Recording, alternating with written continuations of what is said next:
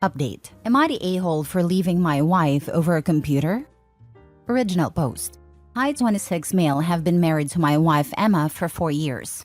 She was a social work major who I met in one of my gen ed classes. I explained to her I was a mechanical engineering major. She then asked if I could tutor her in math, and that's how we began dating.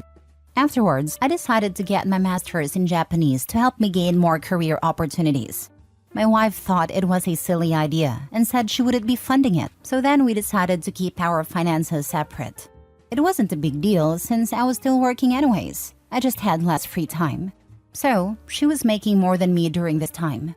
It paid off, and I recently landed a high-paying job, and with that came more stress due to me having to travel to Japan often. I've really been wanting to get into gaming, so I invested in computer parts costing around $1,500. Once I took the parts out of the box, my wife noticed the receipt and asked how I could be irresponsible with my money. She assumed I still made the same amount, but when I told her that I make triple that amount now, she began giving me the silent treatment. During this time, I began to notice my things were going missing. I wanted to go fishing with some friends one time, and when I was looking for my rods, she must have noticed and said she had given them to her uncle. I told her not to take my stuff without asking, but didn't mind too much because they were old, so I just bought some more. Another time, I was about to go to the gym and I was looking for my pre-workout. I always keep 3 jars. I luckily had a can of Monster and that helped. I asked my wife when she got home from work and she said she gave them to her cousin. I asked her to reimburse me because they cost $50 a jar, and she said I make enough to replace them and just ignored me for the rest of the day. One day when she thought I was asleep, she was talking to someone on the phone, explaining how she's going to move her parents into our house. She had to explain this to me. We only have 3 rooms. One is her office, one is my office/game room, and the other is our bedroom. She told the person on the phone, who I assume is her sister, that she's going to give my gaming setup to her brother to make room and that I'll get over it eventually. So today I left work early to catch her in the middle of her plans. And when I walked in our apartment, her and her brother were then placing everything into a box. I asked what was going on, and my wife, whose face was pale, said she was cleaning when her brother came by. I asked him did he plan on taking my computer. Of course he denied. So I went into the room to get the iPad we share. And I looked through the texts on there, and it clearly shows my wife telling him when to pick it up, and to deny that he had it. I told him to get out, and asked her why does she think she's so entitled to my stuff. I've never yelled at her, and I guess this scared her because she began to cry. She ended up packing a bag and went to stay with her sister. While she was out, I picked up a lock from my office. Her sister texted me calling me an a-hole. I'm beginning to think I could have handled this better. I'm looking for advice. Now for the top comments before reading the update. You're not leaving her over a computer. You're leaving her for repeatedly stealing and lying to you. Get the heck out. Stealing, lying, making major life decisions without you. Not being supportive of you when you decide to get more education. And then punishing you when you get a good job as a result. Not respecting you as a human being. Yeah, saying leaving her over a computer is a ridiculous way to put it. The computer is just the straw that broke the camel's back. The room thing would be my breaking point. Let him move in, cause I'm out of here. Hopefully you can afford a monthlies. Not the a-hole, but your soon-to-be ex is a spiteful bee. Put everything but the necessities in a paid storage unit and cut your losses with this horrible person. Not the a-hole. Sounds like she doesn't respect you. Maybe also a bit bitter, as it sounds she got really funny once she learned you were earning more than she thought. Agreed. She mocked him for taking courses to learn Japanese to better his job prospects. When it played out exactly as he knew it would, she got petty. He made her look like a moron without meaning or trying to, and she took the vindictive road about it. Now for the update. After about a week staying at her sister's house, Emma called me and asked if we could meet up. I agreed and we met at a park. She apologized for everything and said she thought she was doing what was best for everybody. I asked what if I just gave her expensive makeup to my sister. She admitted that she would be upset. I then asked why did she think it would be any different for me. She didn't have a reason, and her sister told her how unfair she was being to me. We decided to give it another chance and she moved back in. It was going good until she started moving her things into my office. I asked her what she was doing, and she explained how she needed a room for her parents. I told her no, and that's not happening. I grabbed her things and placed them back into her office. I told her that they could move in, but my space has to remain untouched. On top of that, we need to determine how bills are going to be paid if they stayed. She called me a selfish jerk and then ran back to her sister's. I guess her sister told her she was being inconsiderate once again, and apparently they got into an argument because the sister refuses to take their parents in and said she's tired of hearing about her problems.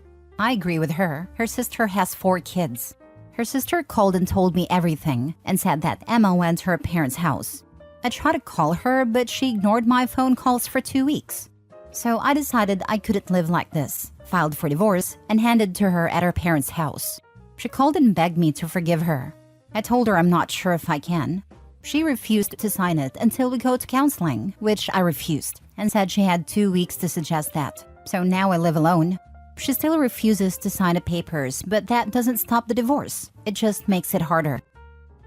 You know, your wife has not learned anything, has not changed as she promised, and still feels entitled to your money and your things. She's disrespectful, uncommunicative, and frankly quite mean. Stand your ground. You're doing the right thing, not the a-hole. She had a problem supporting Opie while he was taking steps to advance his career, which fortunately he didn't need. However, has no problem with stealing from him once his hard work paid off. Good for Opie for getting away from her. I mean, if we were just dating then, I would consider it, because I have my own loans to pay off and bills to pay and other responsibilities. But if we were married, then I would probably create a plan to help as much as possible with his studies. However, if I didn't support him financially because we're just dating, then I wouldn't start being a witch once I find out he makes triple than I, or make major life-changing decisions. If anything, I would be happy and won't ask to change a thing, since it was his money and hard work that provided for him. So she didn't change at all and was trying to do what she wanted at your expense. Yeah, get that divorce done. She's a POS. She wanted to live with her parents, and now she can in their house. What doesn't get explicitly spelled out in these posts, but I think is a factor, is that she refused to fund his language lessons, resulting in them keeping their finances separate. Then she simultaneously found out that she was wrong. It wasn't silly, and that since he didn't tell her about the financial change, he must plan to continue keeping the finances separate. Basically, she didn't like reaping what she'd sown, and her solution to this was to secretly take things away from him. Now put that behavior into context of them eventually becoming parents. This is a don't walk, run situation. Bullet bomb dodged by Opie. Minimizing her insane red flags, no accountability, and holding insane grudges over his reasonable responses. This woman's malfunctioning nightmare. Not the a-hole. Block her and her whole family. She's not mature enough to be married and has obvious issues with manipulation and communication. Leave her out of your life. You will be happier without her and eventually find someone who acts like an adult. Last story. Update. Am I the a-hole for breaking up with my fiancé due to my mother? Original post. So this situation is just a mess all around. So me, 26 male, and my now ex-fiancé, 27 female, had been dating for a little over 4 years when I asked her to marry, and she said yes. Now here's the problem. As we were planning about the new house we were going to buy, I talked to her about a room for my mother, 60s female, as she would live with us after we got married. I had discussed with her a lot of times when we were dating that my mom would live with us, because simply put, I am an only child, and my mom raised me as a single mother after she divorced my abusive father. She never had a new boyfriend, nor did she ever remarry. Her entire life was dedicated to raising me alone, and also, me and my mom are each other's only living relative. We have no family besides each other. My fiancé said that she did not want my mother living with us, and when I asked about why she didn't say anything when we were dating, she said that she thought I'd get over it, and we could put her in a home. And this, I absolutely refused.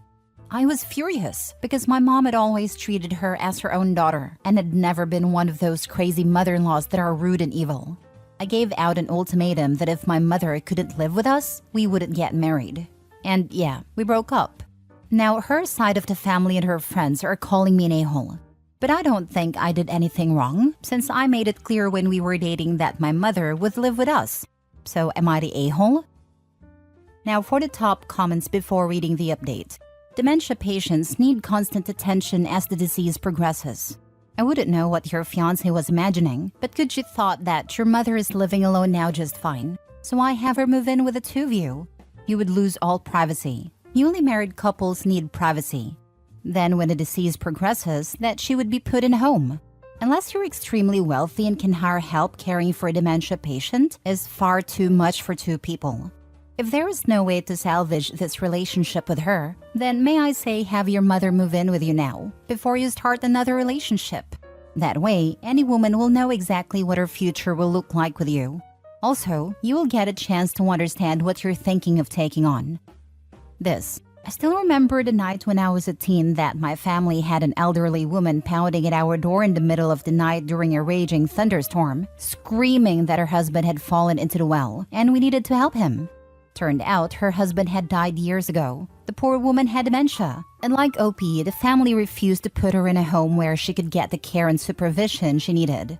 That poor woman wandered for hours in a massive thunderstorm in her nightgown before coming to our house, desperately trying to find someone to help her husband. OP would be far better off researching the best medical facilities where his mother can get the care she needs than to insist his new bride be forced to share her new home with a dementia patient. Not all care homes are awful, and there are some amazing ones out there that actually recreate a small village for dementia patients, with shops, hair salon, movie theater, everything that allow them to live as close to a normal life as possible while staying safe and cared for. Maybe you can find some sort of duplex where your mother is close but you both have your privacy. It's too late for this woman, and that's fine under the circumstances.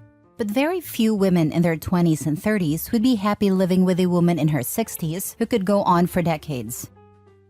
Edit: I should have mentioned this, but our family has a history of dementia settling in around early 60s, and my mother has started to show signs of forgetfulness. That's why I want to keep her as close as possible. I will be the primary caregiver. She has plenty of savings to cover the cost of her treatment and 2 apartments in her name, one she currently lives in and one we have put up for rent. After moving her in with me, I will sell one of them and will hire a full-time nurse after her dementia starts getting worse. We were never planning on having children, nor did I ever expect her to quit her job or stay at home to take care of my mother.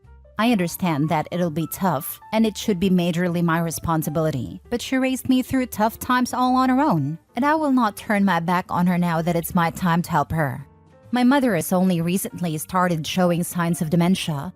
Up until a few years ago, she was doing just fine, but now her health is slowly starting to deteriorate. We are independently wealthy due to my mother founding and then selling her own company. Money will not be an issue and I can easily hire help. Edit 2. You all are correct, but my mother living with us is never the only option I suggested. I understand that what I had was a big ask, so I was ready to buy a 2-story home or something like that. But she just wanted to put her in a home and be done with it. Now for the update. So I talked with my mother about the wedding being cancelled and why it was happening. And well, got a very tight slap across my face. My mother was disappointed with the idea of my ultimatum, and she felt that I was reducing her down to a burden when she wasn't one just yet.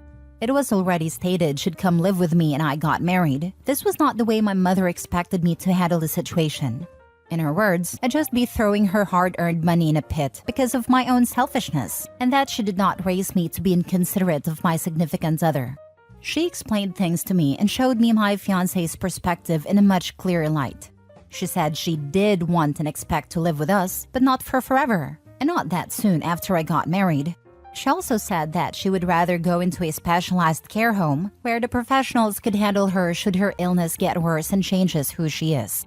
I contacted my fiancé and we talked, and it was all pretty emotional, but it was all for the better. I apologized for my ultimatum and not seeing her perspective better, and she apologized for what she said and that she was wrong for saying that we could put her in a home. She knew how much my mother meant to me, so she admitted that her insinuating we could just drop her in a home was wrong. I was stupid and naive and could not see beyond my own ideas for our future, which is the worst thing I could have done, especially considering my life is going more than just my own from now. We decided that it's best to buy a house and move my mother in with us at least for the time being, so we can still spend some time with her while she's somewhat healthy. And when the time comes when taking care of her is beyond us, we will put her in a specialized care unit for people with dementia close to our home so we can still visit her, as my mother wants.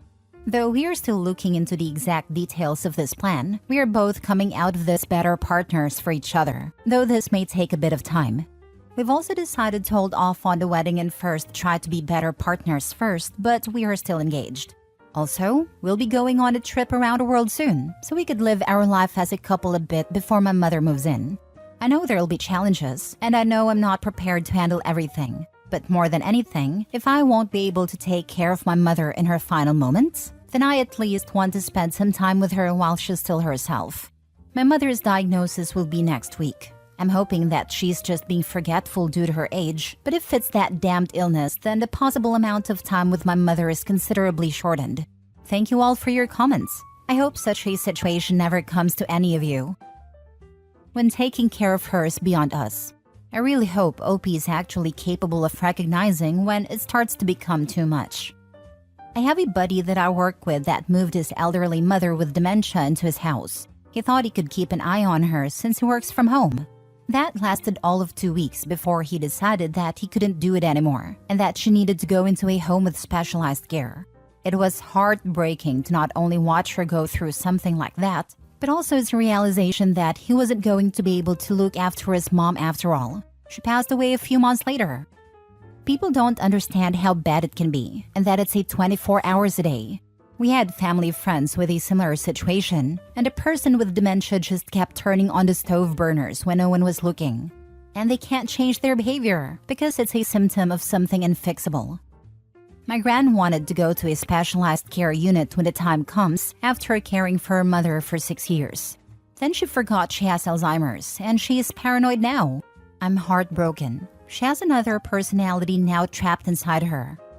Funny how it started as the mother moving in purely because they were close. Then when things got a bit heated, it turned into she's showing signs of dementia. And then by the edit, she can't drive anymore and is thinking of specialized care homes in the update. Once you're at the can't drive phase, you're well and truly past showing signs. The sign is actually as big as the Hollywood sign, except this one lights up with flashing neon colors.